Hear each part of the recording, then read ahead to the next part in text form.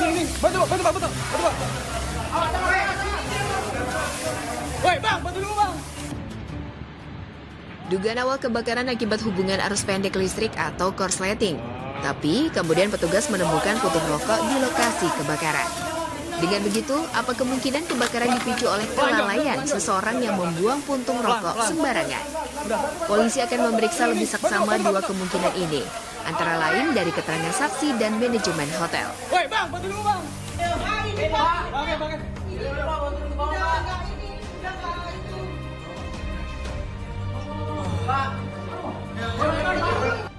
Dari hasil penyelidikan awal, ada dua kemungkinan penyebab terjadinya kebakaran. Sementara dugaan penyebab terjadinya kebakaran itu salah satunya awalnya diduga arus listrik. Tapi setelah dilihat lagi, ada di situ ditemukan salah satu puntung rokok. Saat kebakaran ada 6 orang terjebak dalam lift. 3 orang akhirnya meninggal dunia. 3 lainnya selamat. Seluruh korban meninggal adalah pegawai hotel, yaitu seorang koki, tukang kebun, dan petugas keamanan. 3 korban yang selamat menjalani rawat inap di Rumah Sakit Umum Daerah Serpong Utara. Iya di lift yang terjebak di lift, jadi gak bisa buka, udah di atas, kebakarannya kan di atas. Jadi lift itu mati, gak bisa buka. Nah, di dalam lift itu Pak, apakah ada api atau asap atau bagaimana? Asap masuk, itu juga udah panas. Masuk ke dalam lift itu ya? Assalamualaikum pemirsa, apa kabar Anda hari ini? Semoga sehat dan selalu bahagia. Seperti biasa, sebelum beraktivitas, kita update dulu yuk seputar informasi menarik agar pagi Anda lebih berisi. Bersama saya Elang Purbaya, ini dia Cakrawala selengkapnya.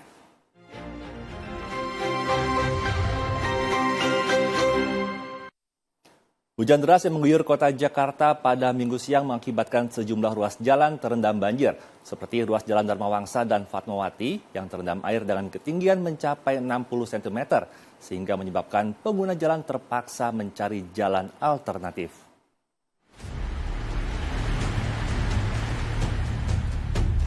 Genangan air dengan ketinggian 50 cm merendam ruas Jalan Dharma Wangsa 4 dan 10 Kebayoran Baru, Jakarta Selatan setelah hujan deras mengguyur ibu kota pada Minggu siang. Sejumlah pengendara roda 4 dan roda 2 nekat menerobos untuk menuju Jalan Dharma Wangsa. Genangan air ini juga sempat memutus jalan dari arah Wijaya menuju arah Fatmawati. Sejumlah petugas dari suku dinas tata air berusaha mengurangi debit genangan dengan membersihkan pintu saluran yang tersumbat. Ketinggian air di Jalan Dharma Wangsa 4 dan 10 yang mencapai 80 cm sempat membuat Jalan Dharma Wangsa terputus dan tak bisa dilintasi oleh pengendara mobil maupun motor. Sementara itu di Jalan Fatmawati Raya Cilandak, Jakarta Selatan, Minggu siang tergenang air setinggi 50 hingga 60 cm. Meski masih bisa dilalui kendaraan roda 4, sejumlah kendaraan roda 2 yang menerobos genangan tersebut mengalami mati mesin atau mogok. Akibat tingginya genangan tersebut, arus lalu lintas dari arah Haji Nawi Raya maupun arah Cilandak tak bisa dilalui kendaraan untuk sementara. Genangan air di lokasi ini memang kerap terjadi di saat intensitas curah hujan yang cukup tinggi, ditambah saluran air atau gorong-gorong yang tak mampu menahan debit air hujan. Akibat genangan ini, arus lalu lintas Jalan Fatmawati menuju Blok M sempat mengalami kemacetan. Pasca banjir yang melanda 5 rumah warga di Desa Bukbuk, Karangasem, Bali, saat ini kondisinya masih tertutup material lumpur dan batu. Untuk itu, masyarakat meminta bantuan berupa alat berat untuk membersihkan jalan dan rumah mereka.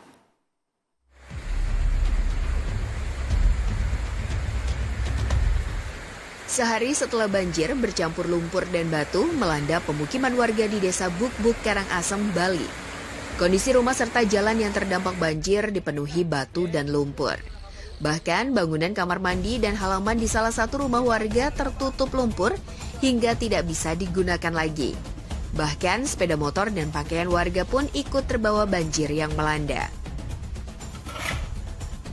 Hingga saat ini warga korban banjir masih membersihkan material lumpur dan batu yang terbawa banjir. Mereka berharap bantuan dari pemerintah berupa alat berat untuk membersihkan rumah dan akses jalan yang dipenuhi lumpur dan batu berukuran besar. Polda Metro Jaya menangkap seorang ibu yang tega berbuat asusila terhadap anak kandungnya yang masih berusia 10 tahun. Pelaku melakukan aksi tak senonoh itu lantaran diperintahkan oleh sebuah akun di medsos dengan tawaran sejumlah uang. Sampai saat ini pihak kepolisian masih memburu otak dari kasus tersebut. Inilah tangkapan layar yang viral di media sosial yang memperlihatkan seorang wanita dewasa tengah melakukan tindakan asusila terhadap seorang anak yang diketahui berusia 10 tahun. Rupanya pelaku adalah ibu kandung dari korban sendiri. Pelaku langsung ditangkap pada hari Kamis di kawasan Cilengsi, Bogor, Jawa Barat, tak lama setelah video asusilanya tersebar. Dari pengakuan tersangka, dirinya nekat melakukan hal tersebut lantaran melihat adanya tawaran untuk mendapatkan uang dari akun Facebook Ica Syakila. Namun usai melakukan perbuatan tak senonoh tersebut, pemilik akun Ica Syakila tak jua memberi uangnya. 26 tahun. Awalnya tersangka melihat ada di beranda Facebooknya tersangka muncul transfer uang, orang yang memberikan uang, menjanjikan pekerjaan. Nah, kemudian tersangka AK ini men-DM, melakukan komunikasi melalui Facebook Messenger ya, melalui jalur pribadi. Gimana caranya dapat uang itu? Ini inisiatif dari tersangka AK awalnya. Atas tawaran-tawaran dari DM itu, dari laman Facebooknya IS. Laman Facebook ini sama dengan laman Facebook yang ditangani oleh Subdit Siber, sama. Ternama Ica ya, nama akunnya.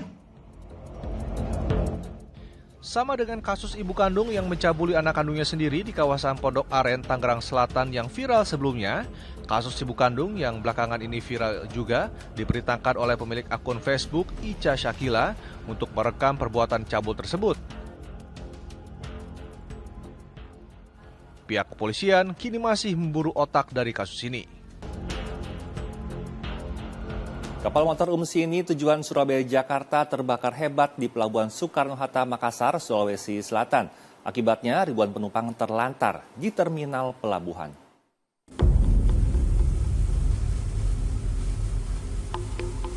Ribuan penumpang kapal motor Umsini milik PT Pelni terlantar di Pelabuhan Soekarno-Hatta, Makassar, Sulawesi Selatan. Hal ini setelah kapal yang hendak mengangkut mereka tujuan Surabaya-Jakarta terbakar hebat pada Minggu dini hari. Sebagian di antara para penumpang mengaku tidak sempat menyelamatkan barang berharga mereka. Jadi sempat selamatkan barang-barang? Belum sempat. Sempat ya? Cuma berkas-berkas satu tas. Selebihnya nggak ada, masih ada di atas semuanya. Sebelumnya sempat terjadi ledakan 2 kali yang diduga berasal dari kerusakan mesin di dek 2. Api sudah berhasil dipadamkan, sementara penumpang akan dialihkan ke kapal yang berangkat pada hari ini dan besok. Ya, baik, terima kasih. Kami atas nama PT Pelni menyampaikan permohonan maaf yang sebesar-besarnya atas insiden hari ini di kapal Umsini. Adapun penanganannya penumpang itu yang 1.370 itu, yang penumpang lanjutan, kami arahkan ke kapal DLU hari ini. Ada yang berangkat jam 4 sore, terus ada juga yang berangkat besok dengan menggunakan Labobar. Nanti di hari Rabunya juga ada, kami arahkan juga ke KM Dorolonda. Nanti kami sedang koordinasikan mengumpulkan data-data penumpang yang mana yang mau di DLU atau di Labobar maupun Dorolonda. Untuk saat ini alhamdulillah kapal Umsini sudah selesai ditangani sama tim. Tidak ada korban jiwa dalam peristiwa kebakaran kapal ini. Ya pemirsa, Presiden Joko Widodo dan cucunya Jan Etes ikut meramaikan Car Free Day di kawasan Bundaran HI Jakarta pada Minggu pagi kemarin.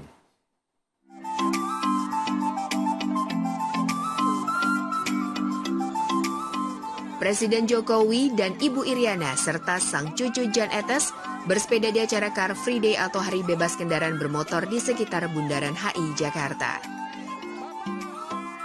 Kedatangan Jokowi dan cucu benar-benar mengejutkan dan menghebohkan para pengunjung Car Free Day.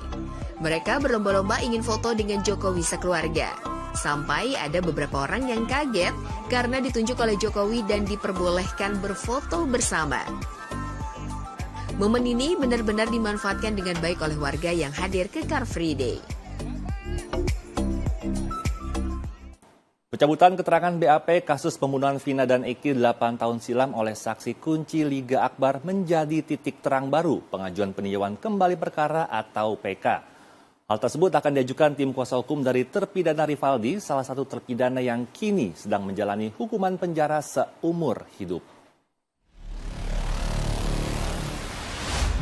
Permohonan peninjauan kembali perkara pembunuhan Vina dan Eki akan diajukan oleh tim kuasa hukum dari terpidana Rivaldi yang kini sedang menjalani hukuman penjara seumur hidup. Pengajuan permohonan tersebut didapat setelah saksi kunci di persidangan pembunuhan Vina dan Eki yang juga merupakan teman dekat Eki, Liga Akbar, secara mengejutkan mencabut keterangannya di BAP kepolisian. Dalam keterangan Liga Akbar di BAP juga persidangan, Liga Akbar secara yakin menyebut dan mengenal terpidana Rivaldi melempar dan mengejar korban Eki dan Vina saat melintasi Jalan Raya Masajem atau tempat kejadian perkara awal terjadinya pembunuhan.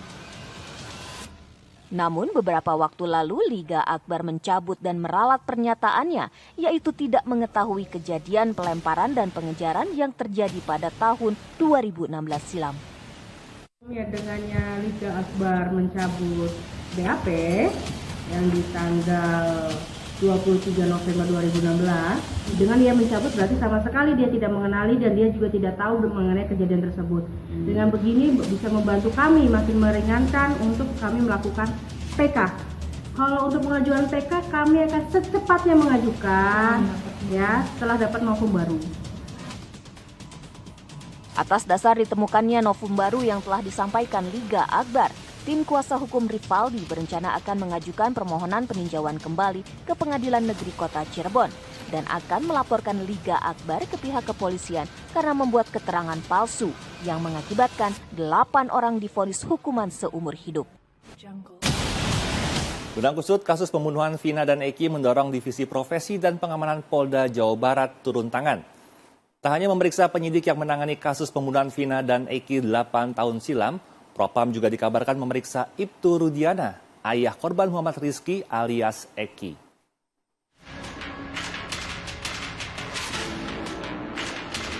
Tim dari Divisi Profesi dan Pengamanan Polda Jawa Barat akhirnya turun tangan untuk mengurai pengusutan pembunuhan Vina Eki. Sepanjang Kamis malam, tim Propam mendatangi Polres Cirebon, Jawa Barat untuk memeriksa penyidik yang menangani kasus pembunuhan Vina Eki di tahun 2016. Selain Propam, Inspektorat Khusus juga dikerahkan ke Polres Cirebon. Dan sudah dilakukan. Bahkan kemarin kami mendapat dari Polda Jabar, Irwas, Irsus dengan Propam sudah melakukan ya audit gitu kan secara pra dulu. Nah nanti ketika sudah dapat bukti-bukti baru diadakan gelar perkara khusus yang akan mengundang berbagai pihak yang diperlukan. Mungkin bisa saja nanti pihak korban diundang juga, termasuk juga pihak daripada tersangka. Ini nanti akan diundang. Jadi kalau di Polri sudah dilakukan. Selain memeriksa penyidik kasus Vina Eki, Propam juga dikabarkan memeriksa Ibtu Rudiana, ayah dari korban Muhammad Rizki alias Eki. Saat kejadian pembunuhan Eki 8 tahun silam, Ibtu Rudiana menjabat kanit narkoba yang ikut meringkus 7 terpidana. Mungkin dengar cerita langsung kronologi dari Pak Rudiana langsung berkaitan dengan kasus Vina sama Eki, Pak. Gini, mohon maaf bukan saya terima wawancara karena memang sementara saya pengen tenang dulu. Siap. Ya, tapi nanti ke depan pasti kita ada. Gitu ya. Iya, karena memang saya belum stabil nih. Siap. Kami paham. Ya. Nanti ke depan pasti saya minta kontaknya aja. Oh ya, saya kebetulan tadi telah hubungi Pak Rudiana tapi centang, Pak. Nanti saya minta ulang kontaknya aja ya. Alamat, ya. Terus sama ini Pak, kebetulan kan beredar informasi juga, ini konfirmasi aja Pak. Informasi kalau ternyata 7 orang ini penangkapan di bawah Pak Rudiana, betul ya Pak ya? Makanya mungkin nanti saja yang banyak punten. Karena memang hal ini tetap kita koordinasi ke pimpinan, bukan saya tidak mau. Mampu dah bisa ya. Saya sementara pengen tenang dulu biar pasti nanti ke depan saya mendampingi. Oke. Soalnya itu yang beredar takutnya liar juga kan ya Pak di masyarakat. Iya, betul. Nanti saya minta mohon media juga pasti. Siap, Boleh? Pak Rudiana. Ya. Siap, Pak. Ya. Maaf Oke, ya. makasih ya, Pak. Ya.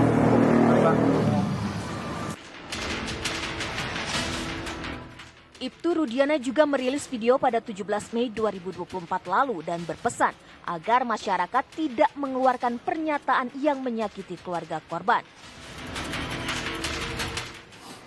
Saya mohon kepada seluruh warga negara Indonesia agar jangan membuat kami lebih sakit.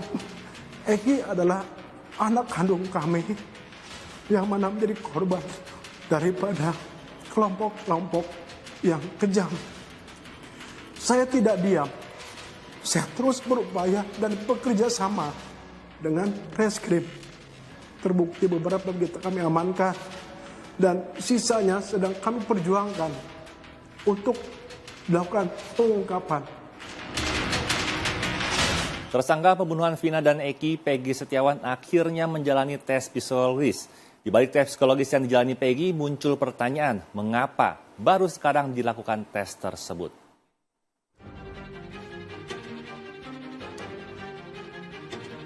Dua pekan sudah Peggy Setiawan alias Peron menyandang status tersangka sejak rilis di Mapolda Jabar pada 26 Mei 2024 lalu atas kasus pembunuhan Vina dan Eki Cirebon yang terjadi pada 2016 silam. Tak main-main, sangkaan untuk Peggy yakni sebagai dalang pembunuhan dengan ancaman pidana paling tinggi hukuman mati. Peggy yang bersikukuh menampik sangkaan itu, kemudian menguatkan tangkisannya dengan menghadirkan sejumlah saksi. Setidaknya 5 saksi yang merupakan teman Peggy telah diperiksa. Kesaksian kelimanya menguatkan alibi Peggy bahwa dirinya tengah berada di Bandung saat Vina dan Eki dibunuh di Cirebon pada Sabtu malam 27 Agustus 2016 itu. Rupa-rupa analisis pun mengemuka, menerka-nerka apakah Peggy Setiawan yang kini mendekam di Polda Jabar benar pelaku pembunuhan Vina dan Eki atau bukan.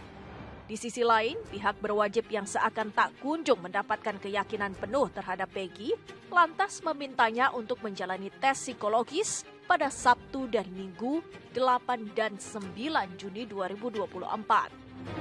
Sejumlah tanya pun mengemuka, mengapa baru sekarang dilakukan tes psikologis terhadap Peggy? Lalu apa urgensinya? Ini pula yang membuat kuasa hukum Peggy merasa keberatan walau akhirnya Peggy tetap dites. Saya mau mengajukan permohonan untuk keberatan. Alasannya Bu? Ya Peggy kan sehat-sehat aja, baik-baik aja. Mungkin harus pengajuannya secara tertulis. Udah ya. Terima kasih.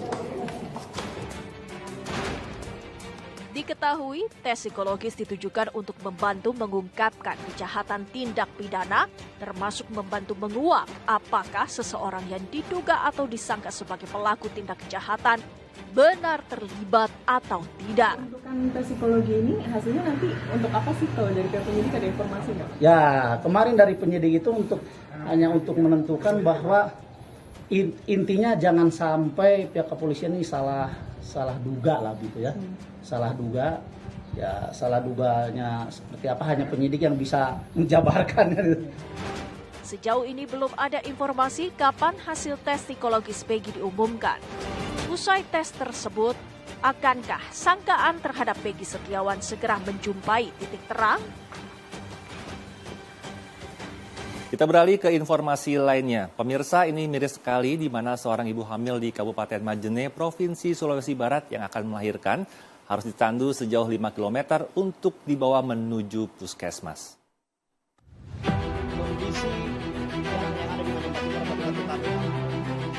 Inilah video amatir yang direkam oleh warga desa Manyamba, Kecamatan Tamerodo, Kabupaten Majene, Provinsi Sulawesi Barat. Mas Lia, 21 tahun warga desa Manyamba ini terpaksa ditandu menggunakan alat seadanya berupa sarung dan bambu. Mas Lia ditandu sejauh 5 km dari Dusun Rate Taring menuju Dusun Manyamba Tengah, titik di mana penjemputan ambulans. Akses penghubung di desa ini tidak memungkinkan untuk dilalui ambulans atau kendaraan roda 4, apalagi saat memasuki musim hujan. Warga berharap agar pemerintah dapat memperhatikan kondisi jalan mereka yang kondisi rusak parah. Ya pemirsa, Gunung Merapi yang berada di perbatasan Jawa Tengah dan Yogyakarta kembali meluncurkan awan panas.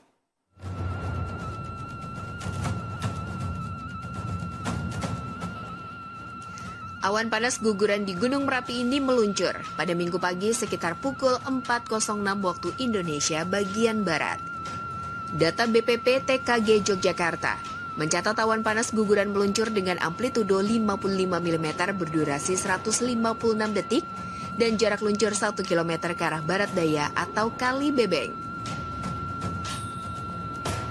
Dari periode pengamatan pukul 00 sampai dengan 06 WIB, terjadi kegempaan awan panas 1 kali, gempa guguran 26 kali, dan gempa tektonik jauh 1 kali.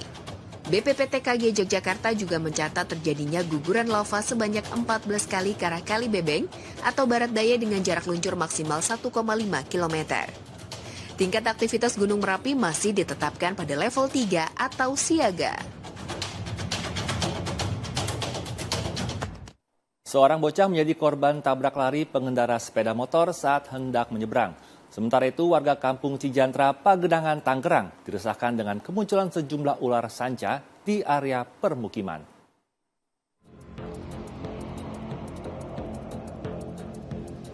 Dicari, pengendara sepeda motor yang menabrak seorang anak kecil di Jalan Raya Samarang, Garut, Jawa Barat pada hari Sabtu kemarin. Korban terpental setelah ditabrak saat menyeberang untuk melihat rombongan bus. Korban bernama Robi Alamsah hingga kini masih belum sadar setelah terpental keras akibat tabrakan kemarin dan menderita sejumlah luka parah. Tim Subdit Jattanras di Treskrimum Polda Metro Jaya menggeledah rumah ibu cabul asal Kabupaten Bekasi yang tega mencabuli anaknya yang masih di bawah umur. Di rumah tersebut, si ibu cabul berinisial AK membuat video porno dengan korban sang anak. Dari rumah ibu cabul ini, polisi menyita sejumlah barang bukti. Polisi juga sedang menyelidiki keterlibatan pemilik akun medsos bernama Ica Shakila yang diduga juga merupakan korban karena akunnya diretas. Warga kampung Cijantra, Pagedangan, Tangerang, Banten diresahkan dengan kemunculan sejumlah ular sanca yang menyusup ke bagian rumah. Warga menyebut ular-ular yang sudah tertangkap dibuang warga ke sebuah danau bekas galian pasir. Ular sanca 3 meter yang terakhir ditangkap warga ini diduga berasal dari danau tersebut. Danau itu juga terletak tidak jauh dari perkampungan warga. Warga pun khawatir ular-ular yang dibuang ke sana akan menyusup ke perkampungan hingga ke bagian-bagian rumah. Tak butuh waktu lama bagi Ronald Mastrana Siahaan untuk mengalahkan lawannya fighter asal Cina Yi Derigun dalam ajang One Pride MMA King Size New Champion. Fighter asal Indonesia Ronald Mastrana Siahaan tampil percaya diri kala berhadapan dengan fighter berkebangsaan Cina Yi Derigun dalam international fight di ajang One Pride MMA King Size New Champion. Berlangsung di Art Center Denpasar, Bali pada Sabtu malam. Ronald Mastrana Siahaan langsung tancap gas di awal ronde. Beberapa pukulan dan tendangan keras membuat Yi Derigun kewalahan. Meski sempat terjadi insiden low blow, namun wasit tak memberhentikan pertandingan.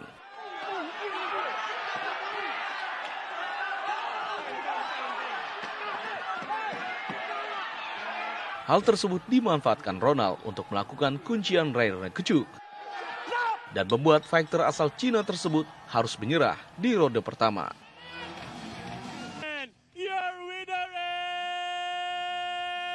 Ronald Mastrana Siahaan, the King of Thailand. Pemeriksaan dan pengamanan di akses masuk kota Mekah diperketat. Selengkapnya sesaat lagi, tetap di Cakrawala.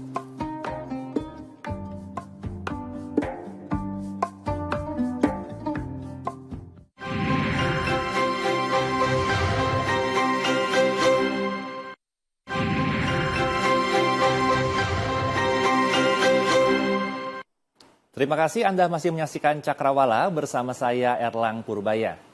Pemirsa, ribuan merpati menyambut setiap jamaah di halaman Masjid Nabawi di Madinah, Arab Saudi. Ribuan merpati jinak itu diyakini merupakan keturunan merpati peliharaan istri Rasulullah SAW, Siti Aisyah.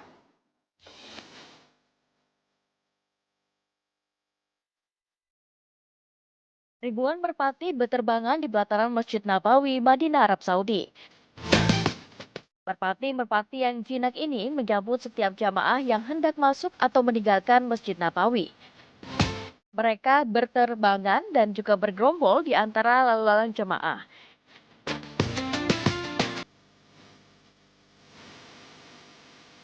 Keberadaan merpati ini menjadi daya tarik tersendiri bagi umat muslim yang berkunjung ke Masjid Nabawi. Jamaah dari berbagai penjuru dunia menikmati keberadaan merpati-merpati ini. Mereka berfoto, mengajak bermain, hingga memberikan makan. Salah satu jemaah asal Indonesia mengatakan sangat senang dengan keberadaan ribuan merpati itu. Masya Allah ya, ini indahnya. Jadi bikin kita sedikit agak terhibur pasca kita melakukan ibadah di Masjid Nabawi. Gitu. Sebelumnya udah tahu banyak merpati di sini? Ya pernah dengar, lihat di Instagram segala macam sih. Terus terakhir juga pernah umroh seperti ini juga sih kejadiannya kurang lebih. Ini salah satu tempat favorit kita sih yang biasa cari tahu apa aja ya. Salah satunya lihat mereka ini.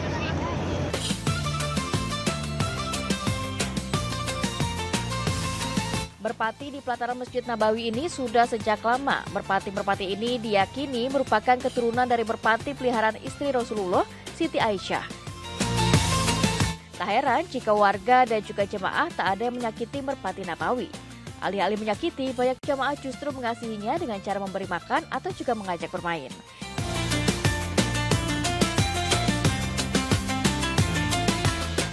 Jelang puncak haji, pemeriksaan dan pengamanan di akses masuk kota Mekah diperketat. Bagi yang tidak memiliki visa haji atau izin melintas, dilarang memasuki kota Mekah. Berita ini sekaligus menutup perjumpaan kita pagi ini. Saya Elang Purbaya pamit undur diri. Tetap semangat, sampai jumpa dan wassalamualaikum.